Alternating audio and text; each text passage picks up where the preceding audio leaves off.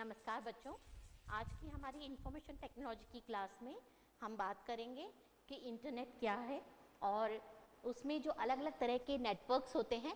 तो हम बात करेंगे टाइप्स ऑफ नेटवर्क्स की, और समय रहा तो हम what is website content development, what is website publishing, इस पर हम डिस्कस करेंगे।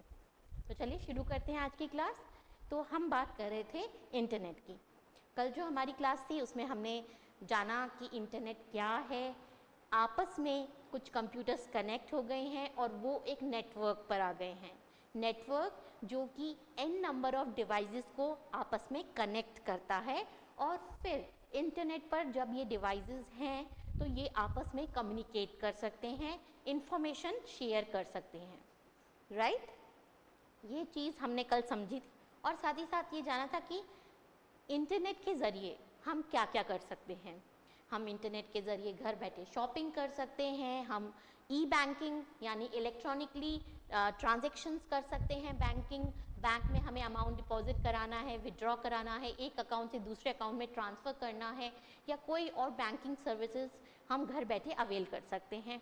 इसके अलावा हमने बात की थी ईमेल की, कि हम घर बैठे चिट्ठी भेज सकते हैं, और वो चिट्ठी जो कि ईमेल कहलाती है, इलेक्ट्रॉनिक मेल, ये कुछ ही पल में आपके डेस्टिनेशन तक, आपके रिसिपेंट तक पहुंच जाती है। राइट, इसके अलावा हम चैटिंग, वीडियो कॉन्फ्रेंसिंग, ये सब भी कर सकते हैं, जिसमें हमें ऑफिस में जैसे हम बैठ के मीटिंग करते हैं या हम अपने परिजनों से बात करते हैं फ़ोन पर, तो आप क्या कर सकते हैं, वीडियो चैटिंग आप करेंगे तो आप उन्हें देख भी पाएंगे। इसी तरह से वीडियो कॉन्फ्रेंसिंग में क्या होगा कि जो मीटिंग है वो आप घर बैठे अटेंड कर रहे हैं।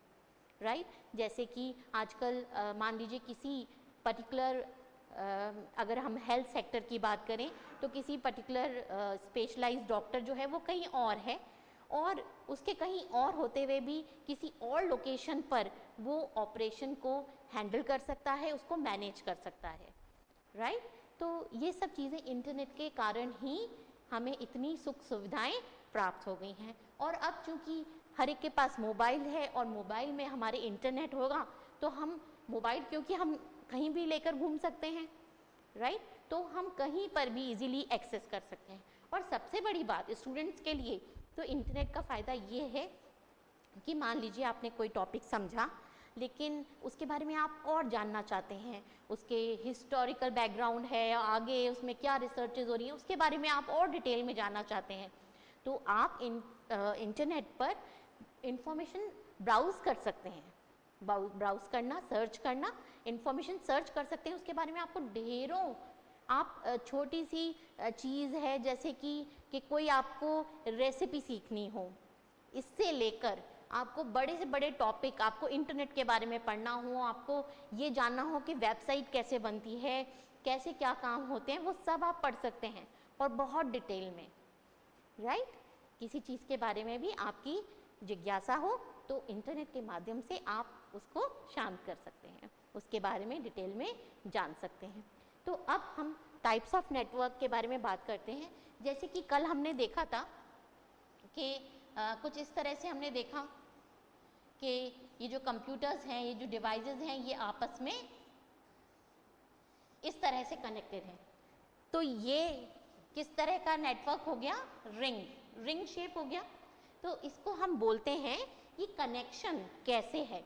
अब ये कनेक्शन जो है ये दो तरह का हो सकता है। कनेक्शन जो है मतलब किस तरह से कनेक्टेड, दो तरह से हो सकता है। एक तो हो सकता है वायर्ड और एक हो सकता है वायरलेस। वायरलेस कनेक्शन भी हो सकता है और तारों से भी कनेक्टेड हो सकते हैं। वायरलेस कनेक्शन कैसे होता है, हर एक कंप्यूटर का अपना एक आईपी एड्रेस होता है। IP stands for internet protocol. IP address, उस आईपी, ये हर एक कंप्यूटर का यूनिक होता है। इंटरनेट पर हर एक कंप्यूटर का एक एड्रेस होता है जिसको आईपी एड्रेस बोलते हैं। इसके बारे में हम डिटेल में पढ़ेंगे, what is IP, what is TCP IP, IP internet protocol, protocol क्या होता है, ये सब चीज़ें जानेंगे। ठीक है, तो अभी के लिए आप ये समझिए कि कनेक्शन दो प्रकार के हो सकते हैं, वायर्ड या वायरलेस। कनेक्शन कैसे भी हो, अब ये डिवाइसेस आपस में कैसे जुड़े हुए हैं, इस चीज को हम बोलते हैं टोपोलॉजी। क्या बोलते हैं? टोपोलॉजी। टोपोलॉजी का अर्थ क्या होता है कि कंप्यूटर या डिवाइसेस आपस में कैसे जुड़े हुए हैं। जैसे कि ये इस तरह से जुड़े हुए हैं तो ये कहलाएगी रिंग टोपोलॉजी। क्या कहलाएगी? Ring topology. अगर हमारे कंप्यूटर जो हैं या हमारे जो डिवाइसेस हैं इंटरनेट पर या किसी भी नेटवर्क पर, वो अगर इस तरह से जुड़े हुए हैं,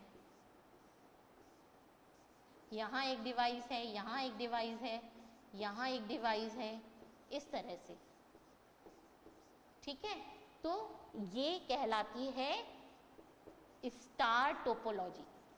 क्या कहलाती है? Star topology.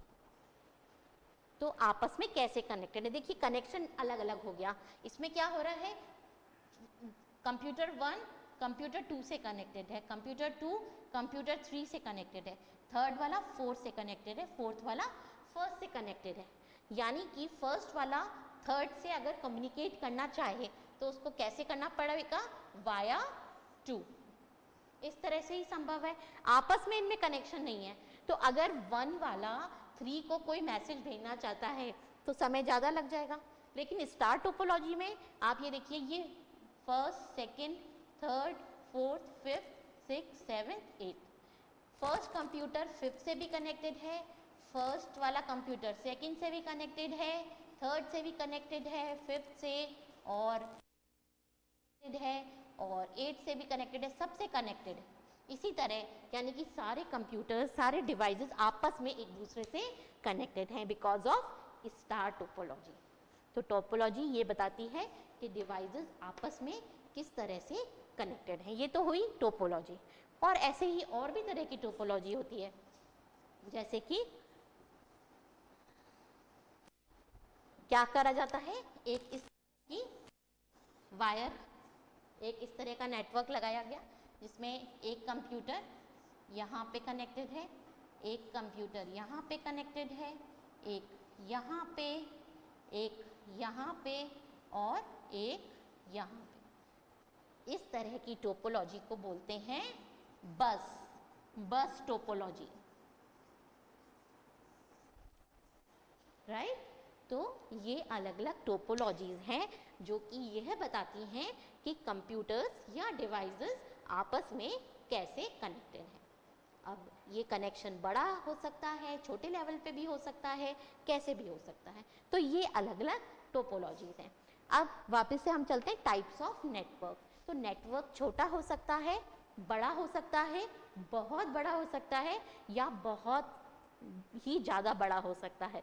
जैसे कि हमने बोला एक हमारी लैब है, उसमें हमारे कंप्यूटर्स जो हैं, मान लीजिए उसमें 10-15 कंप्यूटर हैं, वो आपस में कनेक्टेड हैं। तो ये हुआ एक छोटा नेटवर्क, इसको हम बोलते हैं लैन, लोकल एरिया नेटवर्क, राइट। एक बिल्डिंग में या एक कमरे में जो डिवाइसेस हैं जब वो आपस में कनेक्टेड हैं तो वो हमारा सबसे छोटा नेटवर्क है। और ये थोड़ा बड़ा भी हो सकता है हमारी जो लैब है वो बहुत बड़ी हो या 2 रूम मिलाकर एक हमारी लैब हो। तो इस तरह से जब एक ही प्रीमाइसेस में हमारे जो कंप्यूटर रखे हुए हैं वो आपस में कनेक्टेड हैं, नेटवर्क पर हैं, तो वो कहलाता है लोकल एरिया नेटवर्क, जिसको कि हम शॉर्ट में बोलते हैं लैन, ठीक है। दूसरा नेटवर्क कौन सा है? दूसरा है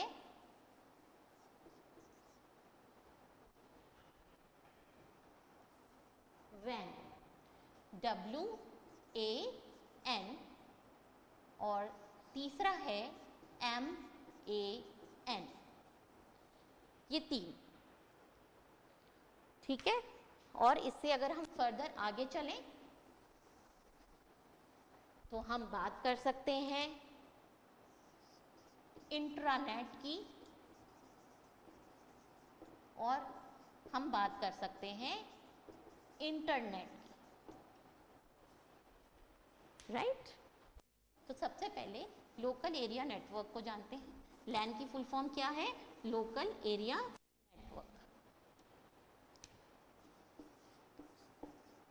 LAN stands for local area network. Internet में बहुत सी ऐसी आपके पास छोटे छोटे ये आपके ऑब्जेक्टिव टाइप आंसर्स के लिए इस तरह की चीज़ें बहुत आएंगी। आप कोई भी कॉम्पिटिटिव एग्ज़ाम दें या कंप्यूटर का ही एग्ज़ाम दें तो ये शॉर्ट क्वेश्चंस में इस तरह की चीज़ें बहुत आती हैं और हमारे इस सब्जेक्ट में आपको इस तरह के बहुत सारे वो मिलेंगे। तो LAN that is local area network. जैसा कि मैंने बताया कि ये एक छोटा नेटवर्क होता है जो कि एक प्रीमाइसेस में एक रूम में डिवाइसेस को आपस में कनेक्ट करता है, यानी कि वो नेटवर्क जो कि लोकल एरिया के डिवाइसेस को कनेक्ट करता है उसको बोलते हैं लोकल एरिया नेटवर्क। और इससे बड़ा वैन जो कि है wide area network. Wide area network, wide area network क्या है? जैसे कि हम बात करें कि हमारी ये बहुत बड़ी एक बिल्डिंग है, ऑफिसेज हैं, एक कोई कंपनी है मान लीजिए, उसके बहुत सारे ऑफिसेज हैं अलग अलग फ्लोर्स पर। तो इन सब पूरी के पूरे ऑफिस को जो नेटवर्क कवर कर रहा है उसमें जो भी डिवाइसेस हैं, एक ऐसा नेटवर्क जो कि पूरी बिल्डिंग में आपके अलग अलग फ्लोर्स पर जो भी डिवाइसेस हैं उनको आपस में कनेक्ट कर रहा है। तो जैसा कि इसके नाम से ही पता चल रहा है, इसलिए कुछ अलग से बताने की आपको जरूरत नहीं। वाइड एरिया नेटवर्क, जो वाइड एरिया को नेटवर्क कवर करता है that is wide area network, यानी कि वैन, जो कि एक बड़े एरिया में जो डिवाइसेस हैं उनको आपस में कनेक्ट करता है।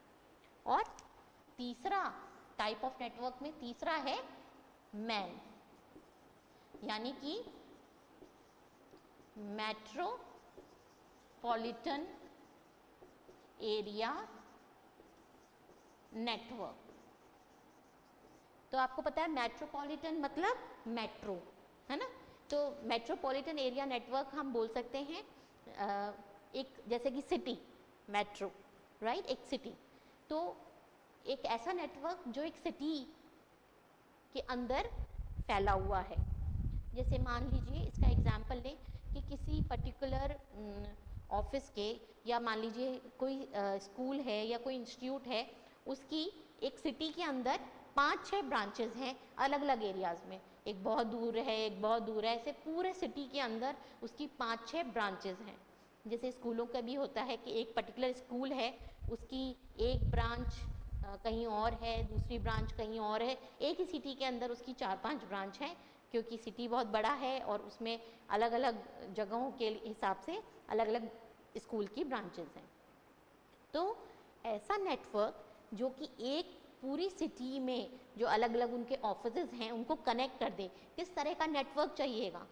अगर कोई स्कूल चाहे कि उसकी जितनी भी ब्रांचेज हैं वो आपस में कम्युनिकेट कर सकें, उनको एक नेटवर्क पर ला दिया जाए ताकि वो अपनी इंफॉर्मेशन शेयर कर सकें, वो डेटा एक्सचेंज कर सकें, राइट? तो उसके लिए उनको मेट्रोपॉलिटन एरिया नेटवर्क यानी कि मैन की ज़रूरत होगी, क्योंकि ये वो नेटवर्क है जो कि पूरी सिटी में, मतलब एक काफ़ी बड़े एरिया में आपके जो डिवाइसेस हैं उनको कनेक्ट कर सकता है।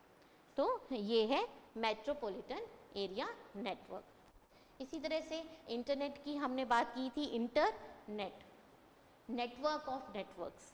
तो इसी तरह से इंट्रानेट जो है,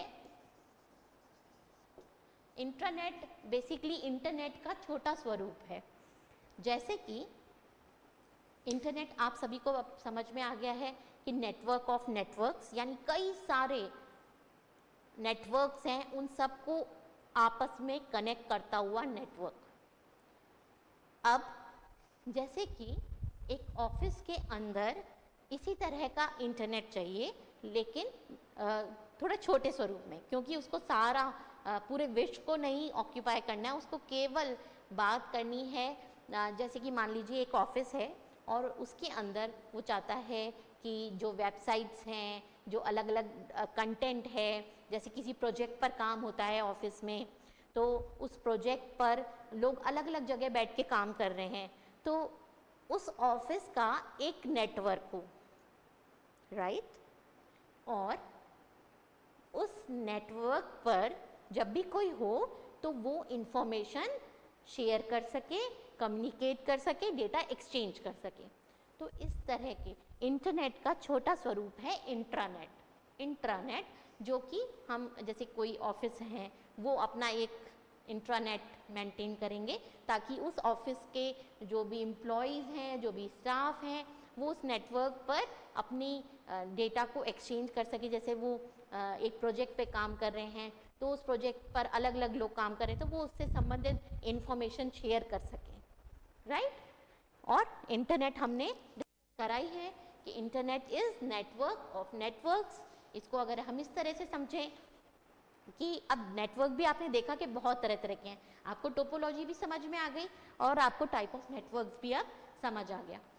तो अब ऐसे बहुत सारे नेटवर्क्स हैं, बड़े बड़े छोटे छोटे, है ना। किसी की टोपोलॉजी कैसी है, किसी की टोपोलॉजी कैसी है, अलग अलग टोपोलॉजी के अलग अलग तरह के नेटवर्क्स हैं। तो ऐसे अलग अलग तरह के नेटवर्क्स को जो आपस में कनेक्ट कर सके वही कहलाता है इंटरनेट। और इंटरनेट पर अब इसमें क्या होता है कि एक टर्म आती है होस्ट सर्वर। होस्ट सर्वर क्या है?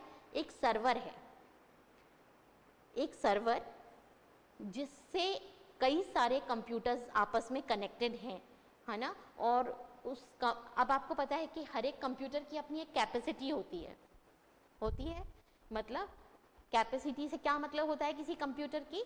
उस कंप्यूटर की मेमोरी कितनी है, उसकी प्रोसेसिंग स्पीड, है ना, उसमें प्रोसेसर्स कितने लगे हुए हैं। मल्टी प्रोसेसिंग एक वर्ड आता है जिसमें कि मल्टी प्रोसेसर, कई सारे प्रोसेसर्स, आपको पता है एक प्रोसेसर ही कितनी शानदार स्पीड होती है, और ऐसे एक कंप्यूटर के अंदर कई सारे प्रोसेसर हैं। और जैसे कि आपको पता है मेमोरी भी जीबी, गीगाबाइट, टेराबाइट, इसमें अब आपने देखा कि जो वीडियोस होती हैं वो बहुत बड़ी बड़ी होती हैं, कई गीगाबाइट्स की भी होती हैं, है ना। तो जो सर्वर होता है उसकी कैपेसिटी बहुत ज़्यादा रखी जाती है। क्यों? क्योंकि वो सर्वर है, वो एक सेंटर है, एक सेंटर जिससे बाकी कंप्यूटर्स कनेक्टेड हैं। तो उस सर्वर की जो भी कैपेसिटी है वो अच्छी होनी चाहिए, उसकी पावर अच्छी होनी चाहिए, उसकी प्रोसेसिंग स्पीड अच्छी होनी चाहिए। तो बेसिकली मेमोरी और processing speed, number of processors, ये सब उस सर्वर के पास ज़्यादा होते हैं ताकि वो इतने सारे जो अलग अलग कंप्यूटर्स उससे जुड़े हुए हैं उनको हैंडल कर सके। उनकी रिक्वेस्ट आ रही हैं, उनकी रिस्पॉन्स आ रही है, वो डेटा जो है वो सेव करना चाहते हैं उस सर्वर पर, वो सारी चीज़ें जो हैं। इसलिए सर्वर एक जो टर्म्स हैं हम उसको अभी समझते हैं। ये चीज़ हमने समझ ली। अब हम बात करते हैं क्लाइंट सर्वर की। क्योंकि ये कई जगह सर्वर वर्ड आएगा, इसलिए अभी इंटरनेट पर और बात करने से अच्छा है कि एक बार हम ये टर्म्स को समझें। व्हाट इज सर्वर और व्हाट इज क्लाइंट? क्या होता है सर्वर और क्या होता है क्लाइंट? जैसे कि एक कंप्यूटर है और इस कंप्यूटर से कनेक्टेड और कुछ कंप्यूटर्स भी हैं, राइट। ये कंप्यूटर पर यूजर बैठकर काम करता है, यूजर 1, यूजर 2, यूजर 3, यूजर 4। अब ये सब क्या करते हैं? इस कंप्यूटर पे काम करते हैं। इनकी जो कैपेसिटी है, जो मेमोरी है, जो प्रोसेसिंग है, वो सब नॉर्मल है। लेकिन ये है हमारा सर्वर। क्या है ये? सर्वर। और ये क्या है? क्लाइंट्स। क्लाइंट 1, क्लाइंट 2, इस तरह से। तो ये सर्वर जो है इसकी मेमोरी भी बहुत ज़्यादा होगी, राइट। इसमें हार्ड डिस्क लगी होंगी बहुत अच्छी कैपेसिटी की, साथ ही इसमें कई प्रोसेसर्स होंगे। और ये सर्वर क्या करता है? ये सारे यूज़र बस इस पे काम करते हैं, बाकी सारा कुछ जो अपना डेटा है वो सब किस पे रखते हैं? सर्वर पे। तो सर्वर एक सेंटर है जहाँ पे सारी चीज़ें रखी जाती हैं ताकि ये सब उसको एक्सेस कर सकें। अगर यहीं पर सारी चीज़ें होंगी इस जगह पर तो ये लोग नहीं एक्सेस कर पाएंगे। तो सर्वर क्या होता है? एक सेंटर स्पेस जहां पर सारी चीज होगी, दैट इज सर्वर। इसलिए इस सर्वर की जो कैपेसिटी, मेमोरी जो है और प्रोसेसिंग स्पीड, ये सब बहुत अच्छी रखी जाती है। बहुत ही अच्छा कंप्यूटर होगा जिसको सर्वर बनाया जाएगा, और इस सर्वर से कनेक्टेड होंगे कुछ कंप्यूटर्स, और सारा कुछ काम किस पर होगा, सर्वर पर।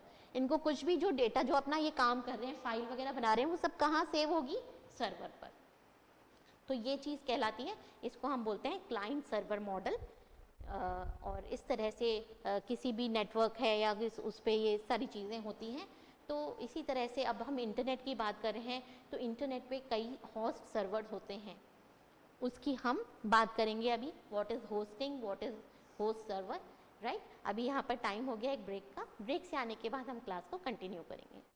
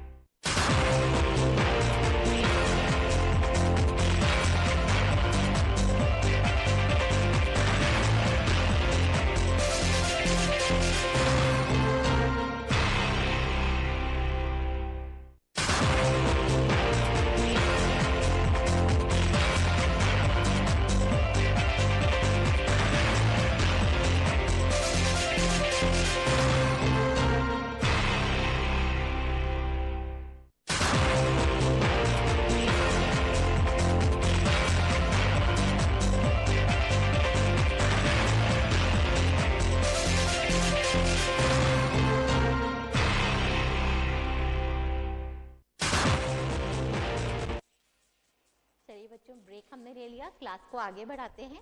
तो अभी हमने क्लाइंट सर्वर मॉडल को समझा कि एक सर्वर एक ऐसी मशीन ही है, लेकिन उसकी कैपेसिटी, उसकी पावर ज़्यादा होती है, ताकि उससे जुड़े हुए जो क्लाइंट मशीन्स हैं, क्लाइंट, हम उससे जुड़े हुए जो मशीन्स होती हैं उनको क्लाइंट बोलते हैं। क्लाइंट क्यों?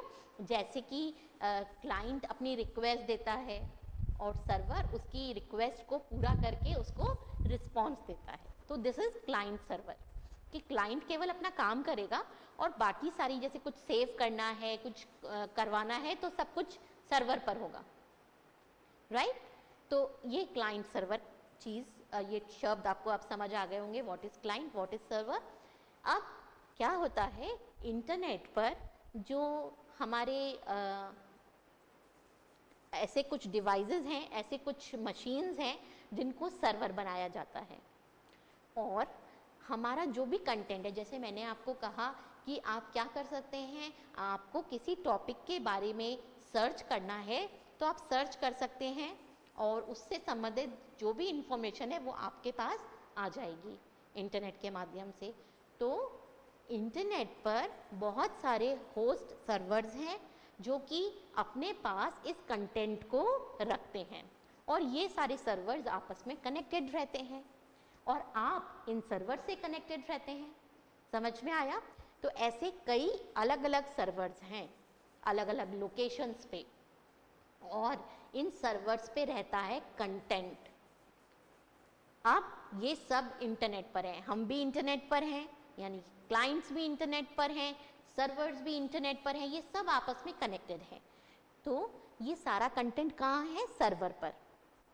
और इस सर्वर को होस्ट सर्वर इसलिए बोला जाता है क्योंकि हम इस पर होस्ट कर रहे हैं, ये कंटेंट को रख रहा है, राइट। ये कोई नॉर्मल सर्वर नहीं है, ये होस्ट सर्वर है। ये इस वेबसाइट को, जैसे हम बोल रहे हैं कंटेंट, तो ऐसे कई सारे कंटेंट्स का एक वेबसाइट बना दिया जाता है ना। वेबसाइट क्या है बेसिकली? जैसे कि मैंने आपको थोड़ा सा कल भी बताया था, जैसे हम एग्जाम्पल ने, एक बुक होती है, एक बुक में कई सारे पेजेस होते हैं। ऐसे ही जैसे कि मान लीजिए मैं साइंस के किसी, जैसे मान लीजिए रोबोटिक्स एक टॉपिक हो गया है ना, एक सब्जेक्ट या टॉपिक। अब उसके बारे में मैंने काफ़ी सारी चीज़ें अपने लिखी हैं और उस सब की मैंने एक वेबसाइट बना दी। तो एक वेबसाइट में अलग अलग वेब पेजेस होते हैं, राइट। अब ये वेबसाइट अगर मैं अपने पास रखूँगी, मैं भले इंटरनेट पर हूँ लेकिन इतनी फास्टली सब उसको एक्सेस नहीं कर पाएंगे। हमें इस वेबसाइट को हमें होस्ट कराना पड़ता है, इस वेबसाइट को पब्लिश कराना पड़ता है। तो वेबसाइट को आप पब्लिश कराते हैं और ये वेबसाइट कहाँ आ जाती है, होस्ट सर्वर पर आ जाती है, होस्टिंग मशीन पर आ जाती है और इसलिए इसको सब एक्सेस कर पाते हैं, राइट। जैसे कि एक स्कूल है, वो अपनी एक वेबसाइट बना दे कि इस स्कूल की फीसेस क्या हैं, इसमें क्या क्या कोर्सेज होते हैं, इसमें किस तरह का स्टाफ है, किस तरह की फैसिलिटीज़ हैं, किस तरह की एक्टिविटीज़ यहाँ पर कराई जाती हैं, क्या क्या फैसिलिटीज़ हैं, लाइक स्विमिंग पूल है, टेनिस कोर्ट है, अच्छे अच्छे लैब्स हैं, राइट।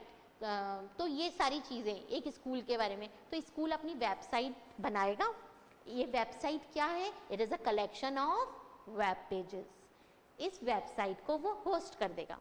तो उसको होस्ट करने पर एक URL मिलता है। चलिए अब इस टर्म को भी समझते हैं। अब आगे बढ़ते हैं हम सेकेंड टॉपिक पर आ गए, व्हाट इज वेबसाइट। तो इसको समझने के लिए a website is a collection of web pages. What is website? It is a collection of various web pages which are linked together। एक वेबसाइट जो है उसमें कई सारे क्या होते हैं, वेब पेजेस होते हैं और ये वेब पेजेस आपस में लिंक्ड होते हैं। यानी लिंक का मतलब क्या है, एक वेब पेज पर क्लिक करके आप दूसरे से तीसरे पे आप आसानी से पूरी वेबसाइट में घूम सकते हो, उसको बोलते हैं नेविगेट कर सकते हो। पूरी वेबसाइट आप देख सकते हो। उसके अलग अलग पेजेस पर आप कैसे जा सकते हो, क्योंकि आपको एक वेबसाइट जब आप देखेंगे उसके एक पेज पर आपको बहुत सारे लिंक्स दिखेंगे। लिंक्स क्या होते हैं, एक ऐसी चीज़, कोई बटन या कोई टेक्स्ट या कोई इमेज जिस पे क्लिक करने से दूसरा वेब पेज, उस वेबसाइट का दूसरा वेब पेज खुल जाता है, राइट। तो a website is a collection of various web pages which are linked together। ये वेब पेजेस आपस में लिंक्ड होते हैं। लिंक क्या होता है, एक टेक्स्ट, इमेज या बटन, कोई भी ऐसी चीज़ जिस पर क्लिक करके आप किसी दूसरी जगह पर, उस वेबसाइट की किसी दूसरे वेब पेज पर जा पा रहे हैं, राइट। तो ये चीज़ समझ आती है। अब मान लीजिए हमने वेबसाइट बनाई, तो अब ये वेबसाइट सब लोग कैसे देख पाएंगे, हमें इस वेबसाइट को क्या कराना होगा, हम चाहते हैं कि ये इंटरनेट पर अवेलेबल हो, तो हमें इसको होस्ट कराना होगा। तो कहाँ होस्ट कराएंगे, होस्टिंग सर्वर पर, होस्ट सर्वर, उस पर हम इसको करा देंगे। होस्ट कराने से हमें क्या, URL मिलेगा। URL यानी कि एड्रेस, इस वेबसाइट का क्या मिलेगा, एड्रेस।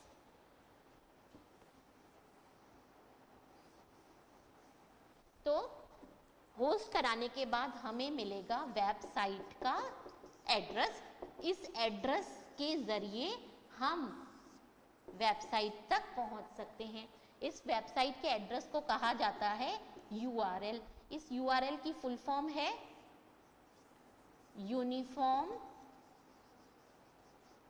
Resource locator.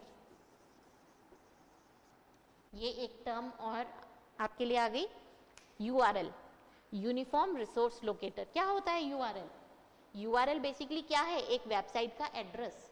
उस एड्रेस से जब तक किसी को आपका एड्रेस नहीं पता हो वो आपके घर तक नहीं पहुंच सकता। ठीक उसी तरह से जब तक आपको किसी वेबसाइट का एड्रेस नहीं पता हो आप उस वेबसाइट तक नहीं पहुंच सकते। वेबसाइट का जो एड्रेस है वो कई सारे नंबर्स से मिलकर बनता है।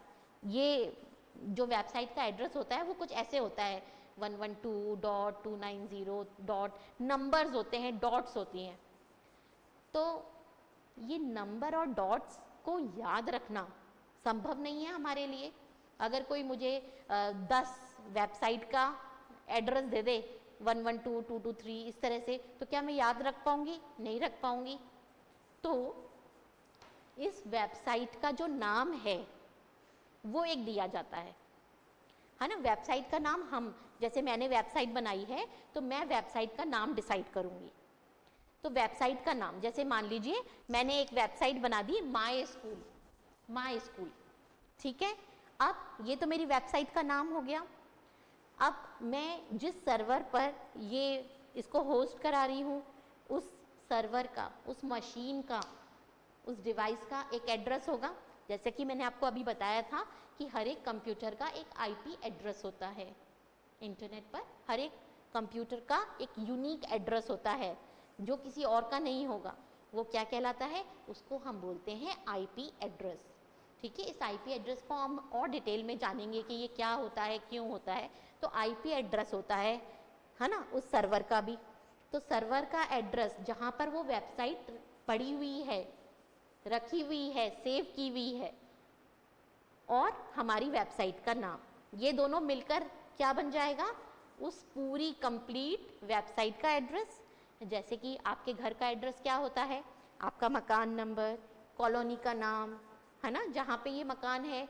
मकान नंबर अगर आपका है 692, तो ये 692 किसी और जगह का भी हो सकता है, लेकिन 692 और फिर उसके आगे कॉलोनी का नाम, फिर वो कॉलोनी किस सिटी में है उसका नाम, है ना। इस तरह से एड्रेस बनता है। एड्रेस में कई सारे कंपोनेंट्स होते हैं, मकान नंबर, गली नंबर, कॉलोनी नंबर, है ना, सिटी का नाम, ये सारी चीज़ें आती हैं। उसी तरह से एक वेबसाइट का जो एड्रेस होता है उसमें भी कई सारी चीज़ें होती हैं। वेबसाइट का नाम, फिर ये वेबसाइट कहाँ है उस जगह का नाम, वो जगह कहाँ है उसका नाम, और ये सब चीज़ें जो है नंबर्स में होती हैं।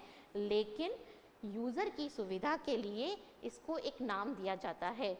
जब आप वेबसाइट का नाम बताएंगे तो अपने आप ये जो नंबर है इसमें कन्वर्ट हो जाता है ना। और आपको केवल नाम याद रखना पड़ता है। जैसे मैंने कहा मेरी वेबसाइट है myschool.com। अब आपने जैसे सुना होगा google.com, hotmail.com, yahoo.com, है ना। इसी तरह से और भी आपने नाम सुने होंगे। तो ये वेबसाइट्स के नाम हैं। जब आप इन वेबसाइट का नाम लिखते हैं तो क्या होता है, एक सिस्टम है, एक चीज़ है जो कि इस नाम को नंबर में कन्वर्ट कर देती है, जो कि एक्चुअल एड्रेस है, और उस एड्रेस से वो वेबसाइट आपके यहाँ पर आपको दिख जाती है, राइट। तो वेबसाइट क्या होती है ये आपको समझ में आया। और वेबसाइट पब्लिशिंग, मतलब एक वर्ड है वेबसाइट पब्लिशिंग। वेबसाइट पब्लिशिंग का अर्थ होता है कि वेबसाइट को आप पब्लिश करें ताकि और लोगों से देख पाएं। तो वो पब्लिश कैसे होगा? आप एक सर्वर पर उसको, अपनी वेबसाइट को होस्ट कराएंगे, तब जाके सब लोग आपकी वेबसाइट को एक्सेस कर पाएंगे, राइट। तो एक वेबसाइट में कई सारे वेब पेजेस होते हैं, और एक वेबसाइट का एड्रेस होता है जिसको कि हम बोलते हैं URL। अब इस URL को और थोड़ा सा समझें तो जैसे कि हम क्या कर रहे हैं, हम लिख रहे हैं इस तरह से www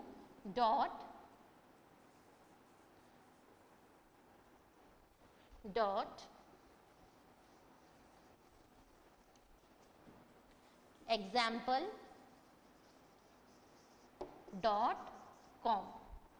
तो ये कहलाता है URL, यानी कि यूनिफॉर्म रिसोर्स लोकेटर। तो हर एक वेबसाइट का एक एड्रेस होता है। तो ये है एड्रेस उस वेबसाइट का, www.example.com। ये URL है, और URL का फुल फॉर्म होता है यूनिफॉर्म रिसोर्स लोकेटर। इस URL से, इस वेबसाइट के एड्रेस से आप वेबसाइट को एक्सेस कर सकते हैं, राइट। तो बच्चों आज समय पूरा हो गया है। आज की कक्षा में हमने अलग अलग नेटवर्क्स और वेबसाइट क्या होती है इसके बारे में जाना। आगे आने वाली कक्षाओं में हम इंटरनेट से जुड़ी और भी चीज़ें सीखेंगे, ताकि हम वेबसाइट क्रिएट करना भी जाने, कैसे डेवलप करते हैं वेबसाइट को, ये सब भी हमें सीखना है। आज की कक्षा में बस इतना ही। धन्यवाद।